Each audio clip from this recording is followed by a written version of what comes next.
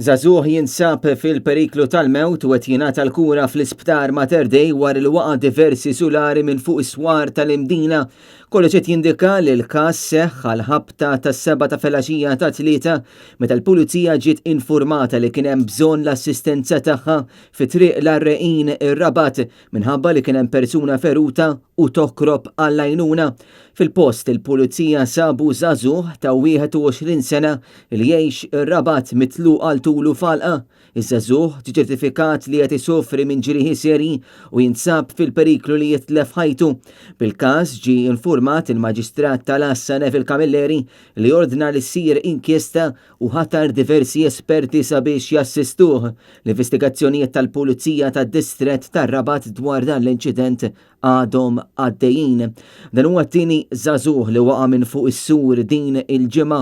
Jumejn ilu Svizzeru ta' 25 sena ukoll ġarrab ġrieħi serji wara li waqa' minn fuq is-sur tal-Belt Valletta.